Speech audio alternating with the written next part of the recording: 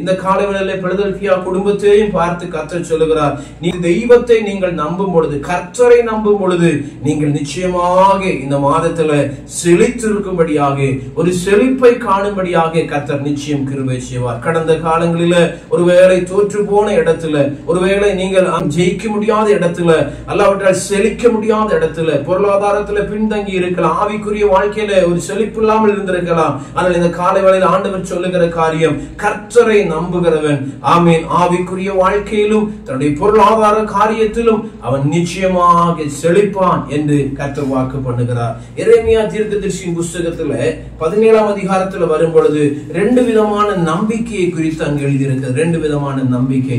எரேமியா தீர்க்கதரிசி 17ஆம் அதிகாரத்துல 5ஆம் வசனத்துல வாசிக்கும் பொழுது அங்கே ஒரு நம்பிக்கை சொல்லி இருக்கிறது, மனுஷன் மேல் நம்பிக்கை வைக்கிறவனை குறித்து. ஆமென். 7ஆம் வசனத்துக்கு வரும் பொழுது கர்த்தர் மேல் நம்பிக்கை என்று வாசிக்கிறோம். 2 நம்பிக்கைக்கான ஆசீர்வாதத்தையும் அங்கு எழுதி இருக்கிறது. மனிதன் மேல் நம்பிக்கை வைத்திருக்கிறவனுக்கு வருகிற காரியத்தையும், கர்த்தர் மேல் நம்பிக்கை வைத்திருக்கிறவனுக்கு வருகிற காரியத்தையும் 8ஆம் வசனத்திலையும் 6ஆம் வசனத்திலையும் குறிப்பிடப்பட்டிருக்கிறது.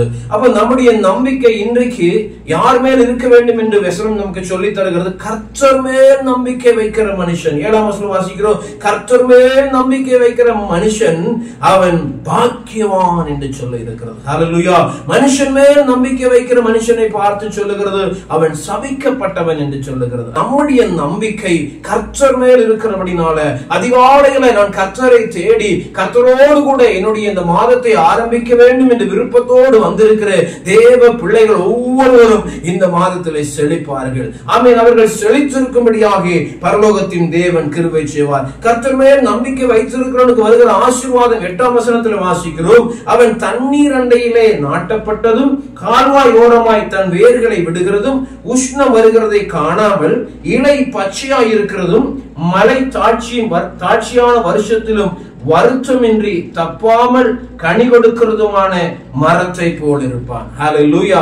அப்போ இந்த காலைவேளையிலே அன்பான தேவ பிள்ளைகளே, கர்த்தரை நம்புவோம் என்று சொல்லுவோம் என்றால், நாம் ஆண்டவரே தான் என்னுடைய நம்பிக்கை என்று நான் வைக்கும் பொழுது என்னுடைய வாழ்க்கையில ஒரு காரியம் நடக்கும்.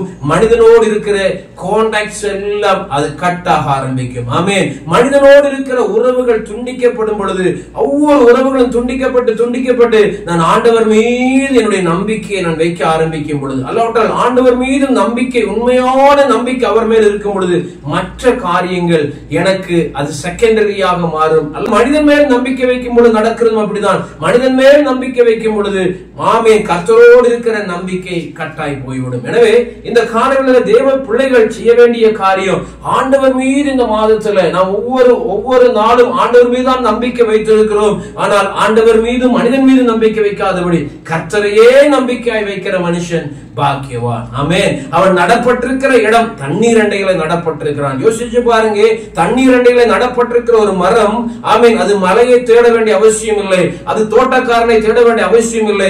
ஏனென்றால் தோட்டக்காரன் வர வேண்டிய அவசியம் இல்லை, மழையும் தேவையில்லை. இது நாட்டப்பட்டிருக்கிற இடமே தண்ணீரின் பக்கத்துல. எல்லா நாளும் அதற்கு தண்ணீர் கிடைக்கிறது, எல்லா நாளும் அதற்கான தேவைகள் சந்திக்கப்படுகிறது.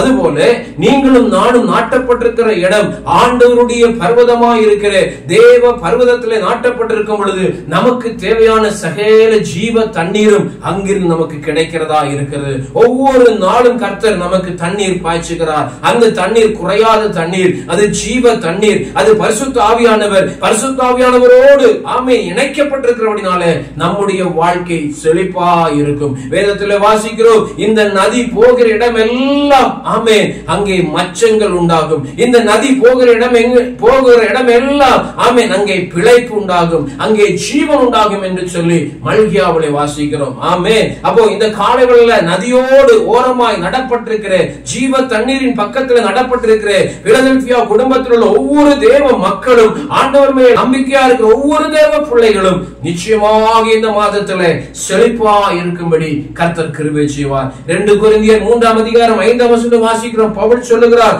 எங்களால் ஏதாகிலும் ஆகும் என்பது போல ஒன்றை யோசிக்கிறதற்கு நாங்கள் எங்களாலே தகுதியானவர்கள் அல்ல. ஆமென். எங்களுடைய தகுதி தேவனால் உண்டாயிருக்கிறது. ஆமென். இந்த காலை வேளையில உங்களுடைய என்னுடைய தகுதி நம்மால் உண்டானதல்ல, அது தெய்வத்தால் உண்டானது.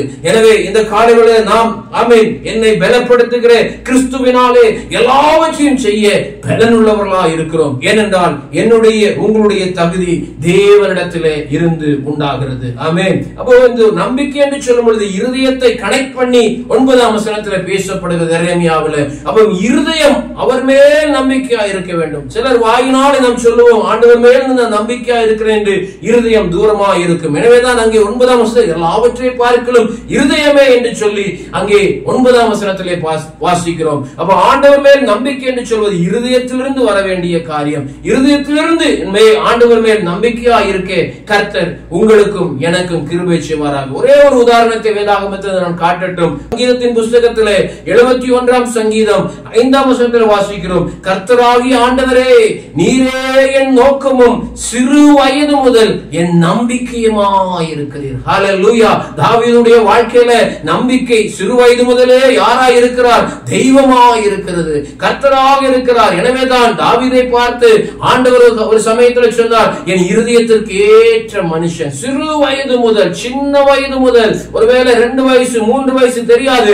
ஆமென். அந்த சின்ன வயதிலிருந்தே தாவீதுக்கு ஒரு நம்பிக்கை உண்டு, அது தெய்வத்துக்கு மேலே இருந்தது என்று சொல்லி அங்கே எழுதப்பட்டிருக்கிறது. 40ஆம் அதிகாரத்தில் வாசிக்கும் பொழுது அங்கே இருக்கிறது, கர்த்தரையே தன் நம்பிக்கையாய் கொண்டிருக்கிற மனுஷன் பாக்கியவான் என்று சொல்ல இருக்கிறது. ஆமே. அந்த பாக்கியவான் என்கிற பதவிக்கு சொந்தமானது போல தாவீதுடைய வாழ்க்கையிலே வேதம் சொல்லுகிறது, நாளுக்கு நாள் அவன் விருத்தி அடைந்தான். ஒவ்வொரு நாளுடைய வாழ்க்கையில விருத்தி. அவன் செய்த யுத்தம் எல்லாம் அவன் ஜெயிக்கிறான். ஒரு யுத்தத்தில் கூட தாவீது தோற்று போகவில்லை. தாவீதை தேடி அவனை அழிக்க வேண்டும் என்று சொல்லி சவுலும் ஒரு தேசமும் தேடின பொழுதும் தாவீதை ஒன்றும் செய்ய முடியவில்லை. காரணம் அவனோடு கூட கர்த்தர் இருக்கிறார். காரணம் தாவீதுடைய நம்பிக்கை கர்த்தர் மேல் இருக்கிறது. அப்ப இந்த காலவேளையில கர்த்தர் மேல் நம்பிக்கையா இருக்கிற மனுஷன் உயர்ந்த இடத்துல ஆமென் அவன் வைக்கப்படுவான். நிச்சயமாக வசனம் ஒருபோதும் பொய் சொல்லுவதில்லை. நீங்களும் நானும் இந்த மாதம் முழுவதும் வாயை திறந்து ஒவ்வொரு நாளும் முடிந்தால் நினைவு வரும் பொழுதெல்லாம் சொல்லணும், கர்த்தரை நம்புகிறவன் செழிப்பா.